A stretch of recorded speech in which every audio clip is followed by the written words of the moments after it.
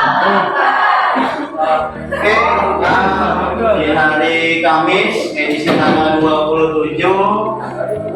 Dan sebelum mulai saya ucapkan selamat datang Pak. Ya. Saya sebelum ini. Assalamualaikum warahmatullahi wabarakatuh.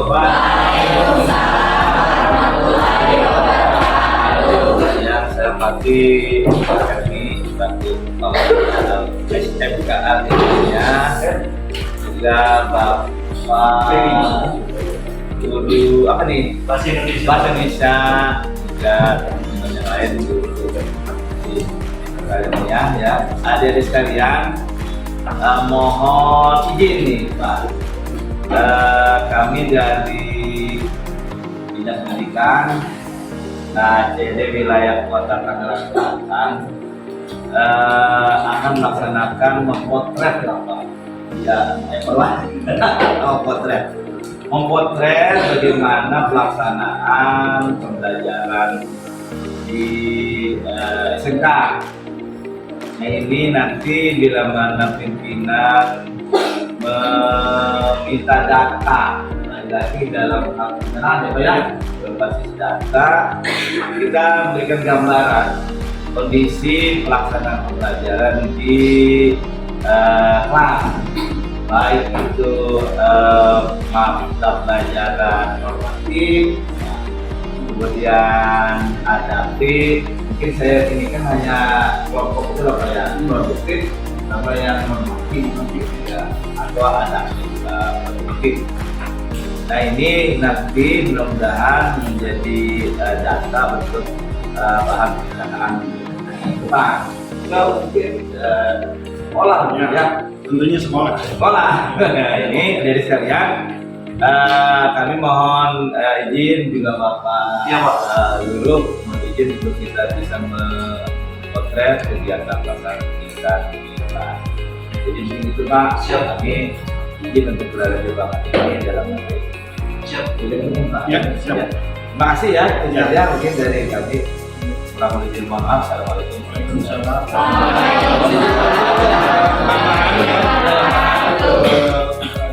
Terutama guru yang mengajar Indonesia yang akan dipotret tentunya proses secara keseluruhan.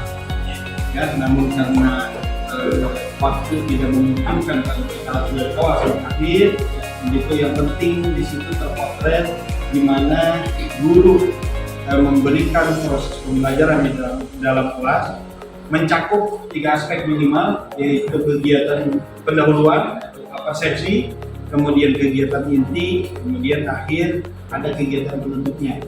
Ya, itu berupa nanti ada lakukan balik dari siswa dan sebagainya yang akan dipotret. Ya, silakan Bapak Mis. Ya. Oke, dan sebelum dimulai, selanjutnya saya akan membagikan suatu soal di mana kalian akan menjawab apa sih fiksi dan non fiksi menurut argumen kalian. Kan udah dibagi kelompok, nanti satu kelompok akan menjawab satu soal apa tuh tentang fiksi dan non fiksi. Oke, kelompok 2 tentang fiksi dan non fiksi. Wah, fiksi dan non fiksi Perbedaannya tentang fiksi dan non fiksi. menurut kita fiksi itu gambaran tidak nyata. Tidak nyata. Ya. Kalau non fiksi Itu gambaran nyata. nyata. Ya. Oke, langsung kita balik ke sini. Itu kalian udah mulai paham ya mana yang fiksi dan mana non fiksi. Lanjut. Fiksi adalah tidak nyata, benar. Kelompok 3 dan kelompok 2 atau reka imajinasi hayalan kalian. Terus cerita rekan ini bisa bersumber dari imajinasi dan hayalan dari penulis. Contoh fiksi adalah novel, komik, dan cerpen. Sering kalian lihat novel. Novel adalah cerita panjang yang ibaratnya itu novel itu bisa kalian baca berulang-ulang dan bisa jangka waktunya panjang. Komik, di mana komik itu sering kalian baca, mau di majalah atau mau di surat kabar ataupun bisa di internet. Itu adalah fiksi, tidak nyata. Nah, jadi seperti hayalan atau imajinasi kalian. wah hari ini aku dapat duit 50.000 nih uang jajannya. Nah, imajinasi kalian. Tetapi nyatanya non fiksinya cuma 10.000. Nah, itu. Jadi fiksi adalah suatu cerita khayalan atau imajinasi kalian, di mana imajinasi kalian itu harus jalan. Kalau tidak jalan berarti non fiksi. Lanjut, next. Nah, ciri-ciri fiksi dan non fiksi ini yang fiksi dulu ya. Penggunaan bahasanya pada karangan ini adalah konotatif atau dilebih-lebihkan. Kenapa dilebih-lebihkan? Dilebay-lebaykan. Aku ketemu artis tuh. Pada suatu hari aku ketemu artis yang sangat ganteng sekali. Biasanya artis Korea. Itu khayalan, dilebih-lebihkan. Padahal mah banyak artis teman sendiri. Terus kedua, skripsi. Kakak kalian yang kuliah, skripsi itu masuk non-fiksi. Kedua, LKS. Autor buku itu fiksi, non-fiksi. Ini ada contohnya tentang buku Soekarno. Dilanjut. Struktur teks fiksi pertama ada orientasi berisikan pengenalan tema, tokoh, dan latar. Temanya apa? Tokohnya biasanya itu mengada-ngada, yang tidak ada menjadi ada. Contoh, seorang cowok yang ganteng, yang aslinya jelek. Nah, latarnya bisa di mana-mana. Mau di pantai, padahal di rumah, padahal di kebun. Tapi latarnya bisa kita fiksikan. Kedua, komunikasi berisi cerita tentang masalah yang dialami tokoh utama. Pada bagian ini peristiwa-peristiwa di luar nalar yang terjadi. Gak mungkin kan kalau kalian nonton di MNC TV, Angling Dama, ada orang terbang. Bisa orang terbang. Coba kau bayangkan langsung kemari. Bisa terbang nggak? Nggak bisa. Fiksi itu. Jadi peristiwa-peristiwa di luar nalar. Masa orang terbang? Terus kedua, ada orang yang keluar ilmu dari sini. Kenapa ada set kuning, merah, hijau, ya kan? Di luar nalar kan? Coba kamu set keluar nggak? Beda keluarnya itu. Yang ketiga, revolusi merupakan bagian penyelesaian dari masalah yang dialami tokoh. Biasanya kalau kita ambil contoh-contoh film itu, ya seperti Angling Dharma tadi, Tuyul dan Baikul. Ada orang masuk botol. Nah, itu fiksi hayalan kita, seorang tuyul masuk ke dalam botol. Ada di sebelah kiri dan sebelah kanan. Ini namanya aktiva, ini namanya pasiva. Nah, ini antara aktiva dan pasiva itu harus sama, makanya disebut dengan persamaan dasar akuntansi. Ya, akuntansi itu harus seimbang, harus sama hasilnya, ya. Nggak boleh lebih, nggak boleh kurang, harus sama. Ya, aktiva. Nah, aktiva ini ada di beberapa buku seperti aktiva. Ada juga beberapa buku namanya harta. Ada di beberapa buku namanya aset. Ya, jadi jangan kaget, kok Pak baca di buku ini kok namanya harta Pak, kok baca ini namanya aset Pak, ya macam-macam memang ya. Beberapa buku tuh Bapak baca semuanya beda-beda semua ya. Bahasa Inggrisnya apa? Aset? Aset Pak, kita nambahin S. Aset ya, bahasa Inggrisnya aset. Nah, ya. Makanya ini ya. Ya, jadi jangan kaget lagi baca di LKS, Pak kok ini, Pak saya dibaca buku karangan ini kok seperti ini, Pak saya baca di tempat teman kok namanya ini adalah pengertian. Udah ya tadi ya. Pertama kita bahas tentang pengertian. Nah, yang kedua kita bahas tentang unsur-unsurnya.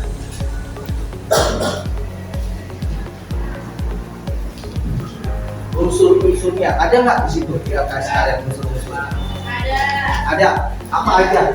Coba. Bukan tadi ada di Apa? harga diikuti dengan perubahan harga lain dalam dunia yang sama. Unsur-unsurnya kalau di situ ada kira-kira ada 6. Yang satu namanya apa? Harta. Ya, ini harta ya. Harta. Bisa dibilang harta, bisa dibilang aset, bisa dibilang aktiva, ya sama aja. Ya. Bahasa Inggrisnya aset, ya. Kalian nanti juga kalau kuliah itu biasanya pakai bahasa Inggris, maka juga sekarang biasakan juga pakai bahasa Inggris yang hafalkan juga, ya. Makanya nanti yang sekarang tuh kuliah itu pakai bahasa Inggris semua rata-rata. Kalau mau lagi kalian kuliah akuntansi, ya bisa. Jangan akuntansi kalian di ekonomi juga nanti belajarnya ada akuntansi juga. Kalau mau lagi ya di ekonomi. Atau bahasa Inggrisnya aset, pakai S ya. Pakai S ya. Jadi ada. Terus yang kedua,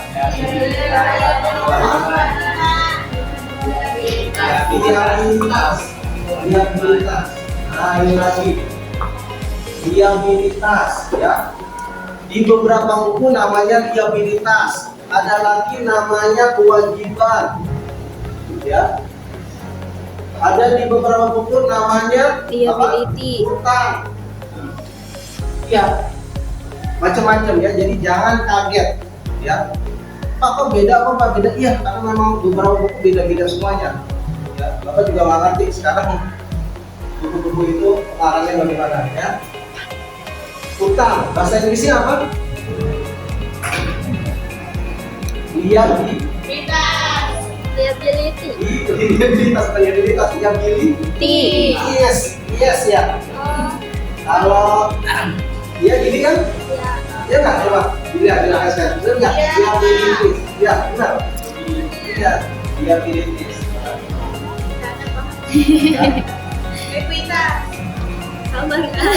Kita unsur-unsur nyari dulu nih, nanti ada lagi detailnya lagi, ada lagi nanti kita di kesempatan lain kita detailkan lagi, ya. Ini baru globalnya aja, ya secara garis besar. Oke. Nah yang ketiga apa?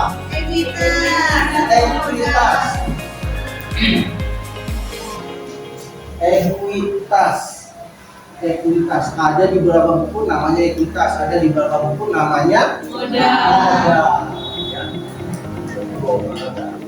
Hitam. Oh, nah ini mau persengaja dulu. Alhamdulillah, terima kasih Pak Haji Badri selaku pengawas pembina SMK Kota Tangerang Selatan dan cabang. Tadi siapa yang bilang drawing? Ini apa? Tasbah. Nah, ini udah muncul pemikiran kritisnya. Jadi yang kayak gitu-gitu yang diharapkan. Enggak mulu menerima apa yang disampaikan oleh guru. Kalau memang ada yang ganjal di otak kalian, dikeluarkan. Kalian harus aktif. Paham ya? Paham ya? Dan harus cerna di dalam otak kalian. Kemudian kalian pikirkan, apa benar begitu? Harus ada pertanyaan tuh. Ya, sehingga kalian terus mencari dan mencari. Ya, secara keseluruhan sudah oke. Terima kasih, Pak Arso, udah oke. Mas, silakan. Ya, sedikit. Assalamualaikum warahmatullahi wabarakatuh.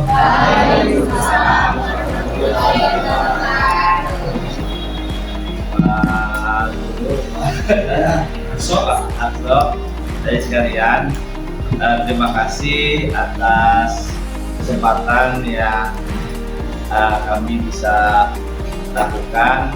Mudah-mudahan ini masukan untuk kami ya Dinas Pendidikan sebagai data ya untuk nanti menjadi dasar membuat kebijakan atau masukan pimpinan untuk melakukan ya kegiatan atau perencanaan ke depan berdasarkan data. Jadi sekarang perencanaan ini harus berbasis data ya. Ini terima kasih, mungkin ini menjadi masukan untuk nanti kita bersama-sama mungkin ada hal-hal yang harus kita perkaya lagi ya, kita tambahkan yang harus perbaiki, kita perbaiki untuk nanti ya pembelajaran yang lebih apa ya, menyenangkan lagi ya. Belajar yang lebih siswa menyenangkan, guru juga senang. Jadi pembelajaran itu akhirnya tidak jadi kalau itu beban ya Pak ya. Itu kebutuhan kompetensi yang Anda ingin capai. Jadi mungkin motivasi itu gambaran boleh disampaikan nanti Pak di guru-guru industri, atau mungkin Bapak gurunya memberikan gambar bahwasanya nanti kita bekerja seperti ini, sehingga mereka punya motivasi untuk menggapai itu. Misalnya mungkin Pak dari saya ini referensi untuk konsultasi rambus, tapi untuk detail akuntansi saya referensinya dari sini. Jadi bisa jasa data dan manufaktur ada.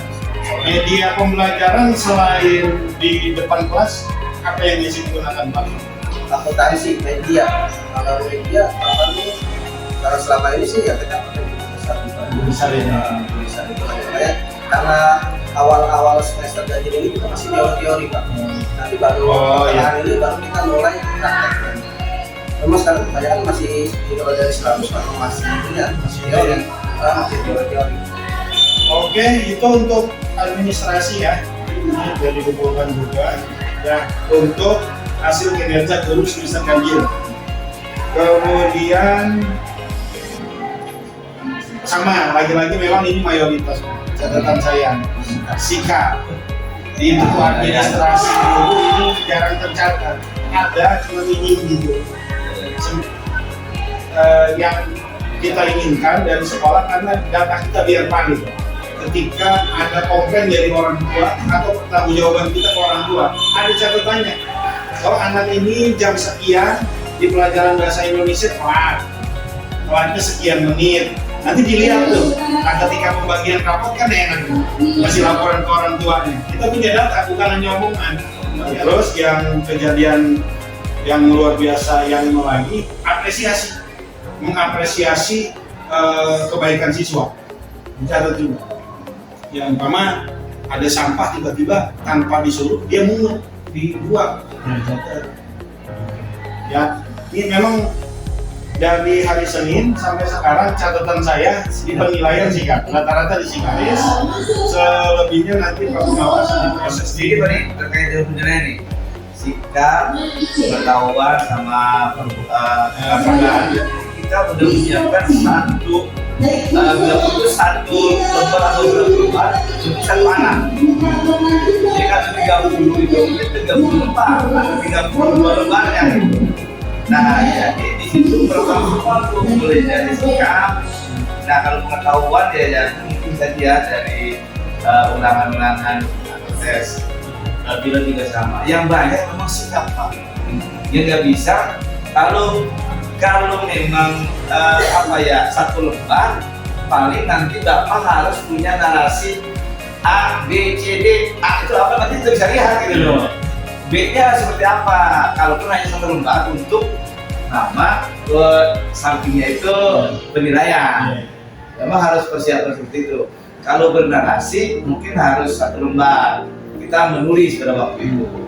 Jadi mungkin kita bisa usahakan penilaian itu jangan lagi penilaian lembar itunya hanya di checklist. Kita harus punya catatan, narasi, tapi memang menemukan lembaran yang lebih banyak.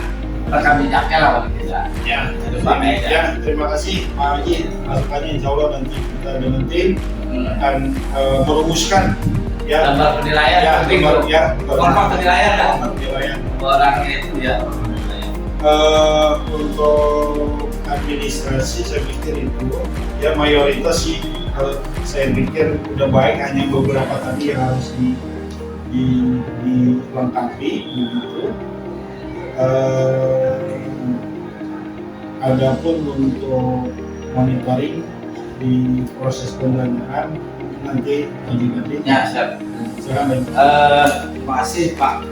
Nah ini dalam proses pelajaran memang kita harus seirama Pak, khususnya MDMP ya, musyawarah dulu pelajaran.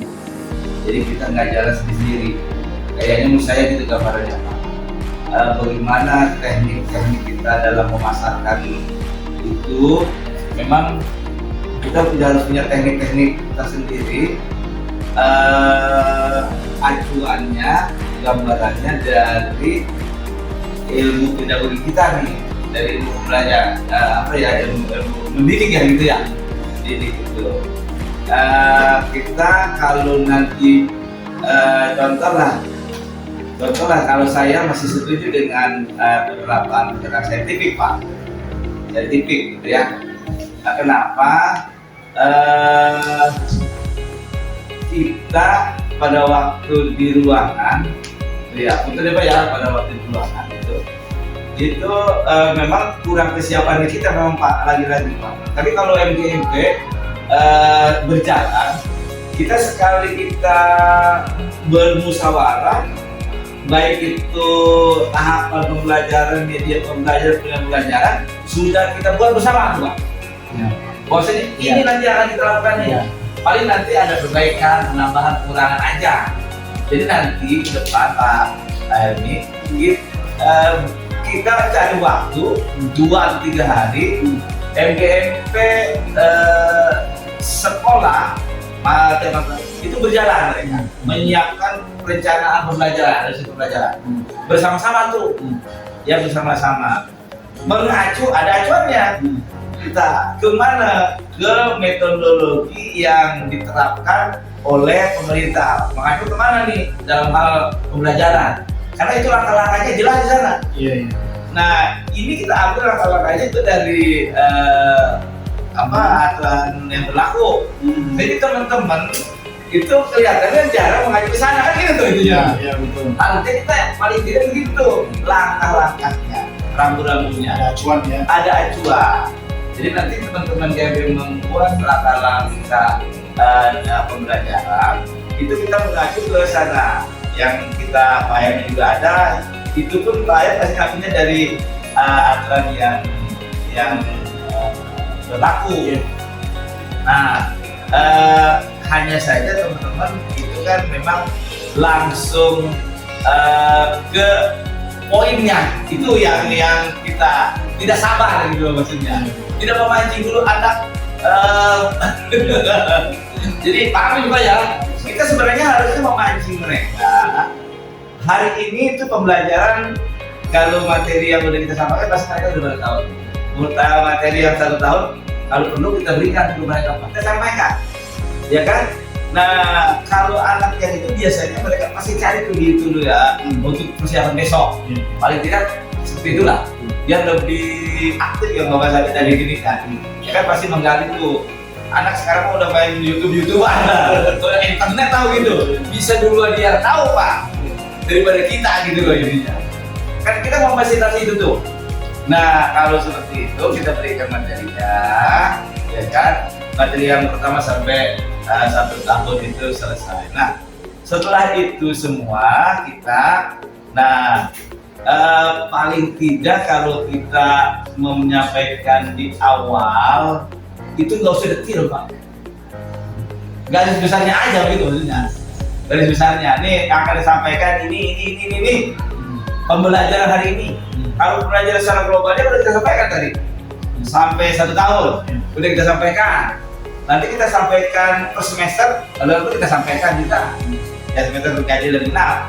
Nah sekarang kita proses pembelajaran kita sampaikan pada waktu itu secara garis besar materinya dulu Pak gitu, jangan langsung kita detailkan.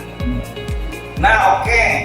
Setelah itu kita akan juga sampaikan penilaiannya. Nanti Anda akan menilai secara sikap, pengetahuan, dan keterangan tentang apa begitu.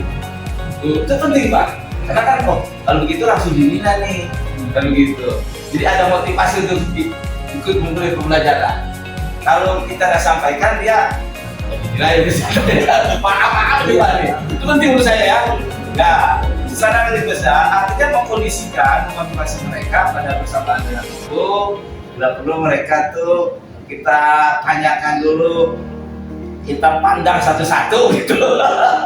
Ini ada masalah apa enggak? Kadang-kadang ada masalahnya juga Pak. ada masalah, ada di rumah apa gitu, kita jalin hubungan yang emosional yang dekat, usahakan dengan kita.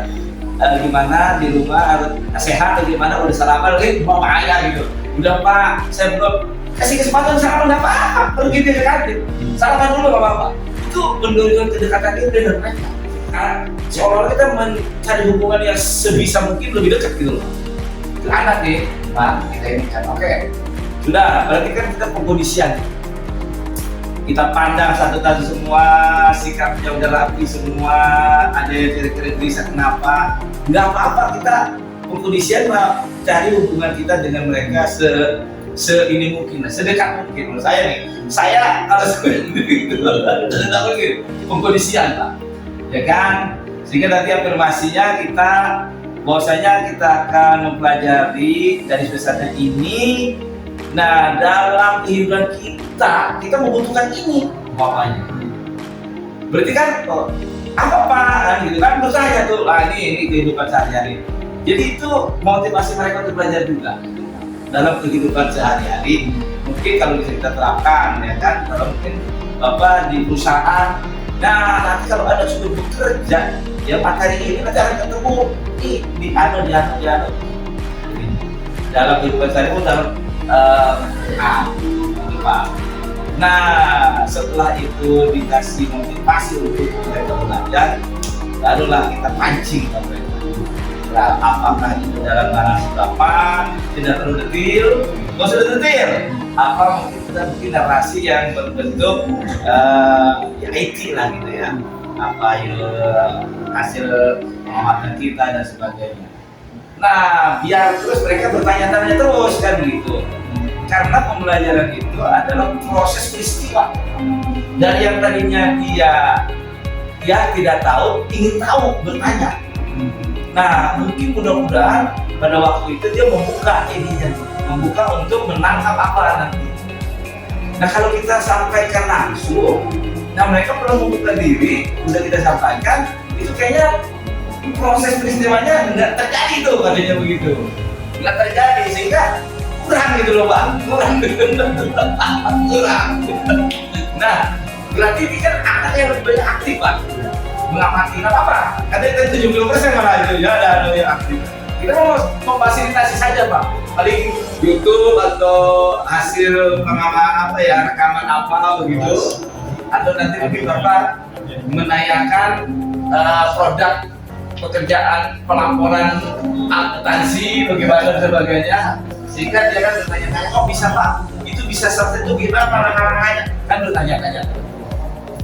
Nah setelah itu bertanya, kita baru tuh di situ kebutuhan pertanyaan-pertanyaan dia, itulah kita mungkin baru tuh aktif menyampaikan seporsi apa yang dia tanyakan. Lebih dari itu dia nggak membuka diri Pak. Nah berarti pasti kan sesuai materi lah, insya Allah baru kita sampaikan. Nah setelah kita sampaikan ya kan apa yang jadi pertanyaan mereka, nah baru nanti diberikan ya, berikan stimulan ya, apakah nanti Bapak memberikan contoh soal ataupun pertanyaan atau apa saja, sehingga dia nanti di situ dari hasil apa yang kita sampaikan itu mulai berpikir, analisis gitu kan. Ya soal-soal apa? Tidak. Soal-soal. Jadi silakan kan gitu. Ya, yang sesuai dengan contoh tadi atau narasi atau tayangan tadi. Berarti kan mereka mulai menalar, Pak. Menalar nih. Dia kan sesuai dengan yang apa yang didapatkan data-data itu. Nah setelah dari dia menalar, hasilnya baru nanti kita diskusikan, mengasosiasikan, mengkomunikasikan di kelompok itu, ya kan? Pertama tadi kalau bertanya, anak di minimal paling tidak berani bertanya, berani ngomong lah Pak. Kemudian nanti terakhir dia berani juga menyampaikan argumen. Silakan diberikan. Setelah nanti semuanya menyampaikan, nah baru kita luruskan. Paling tidak dia di situ bisa bertahan menyampaikan dia. Oh saya begini. Kalau bersalah apa biar aja. Berarti kan dia berani mempertahankan argumennya. Walaupun nanti Bapak berdasarkan sumber-sumber keilmuan kita luruskan. nih ya kan, kalau menurut anda ini kurang tepat dan sebagainya lah gitu ya. Nah itu juga bagus, sudah punya pendapat berpecah gitu. Nah kita luruskan biar yang dimasukkan yang kita tuh masuk, nggak salah pemahaman gitu. Nah setelah itu selesai kita menyampaikan, mungkin saja nanti teman-teman si anak tadi memberikan refleksi kepada kita, mau minta masukan. Ini apakah sudah cukup baik atau memuaskan Anda? Seperti itu. Nah itu gak apa-apa. Supaya nanti ke depan kita, Pak, pengennya begini, nyambung aja ke Pak tuh. Betul nggak? Setuju nggak Pak ini? Ya jelas keinginan dia juga bisa kita penuhi. Pak, saya maunya sih diskusi aja. Tidak apa-apa. Diskusi aja kan? Ya tapi ya tadi kita berikan stimulan dulu kan ya. Pak, saya seperti ini. Menurut saya sudah banyak, tapi kan kayaknya gini gitu, refleksi dia. Ya nggak apa-apa, kita terima lagi. Nah, padahal kita berikan kesimpulan begitu, sehingga nanti ke depan nanti akan kita bahas selanjutnya kaitan dengan itu lah, kita bentuk supaya jangan terputus gitu. Gambaran saya gitu Pak ini ya. Nah mudah-mudahan penilaian kita berjalan kan, pada waktu mereka diskusi proses sikap kita bisa lihat Pak, kolaborasi dia dari kelompok itu sampai kita menilai sikap mereka aktif, kita menilai sikap. Nah ketika mereka bertanya pengetahuan juga kita bisa sikap, ya kan gitu loh Pak. Nah ketika kita berikan tadi tes tertulis untuk menalar, itu juga udah penilaian keterampilan dia, udah dapat turun tiga-tiganya tuh. Jadi mereka aktif, kita sudah proses menilai, nggak tertunda lagi gitu. Kalau tadi kita kan tertunda penilaiannya, kita aktif gitu. Jadi penilaian sudah berhasil, materi pun kayaknya sudah tersampaikan begitu kan, dan kayaknya di ruangan cukup hidup proses peristiwa pelajaran, sehingga kayaknya menyenangkan. Gambaran saya gitu Pak.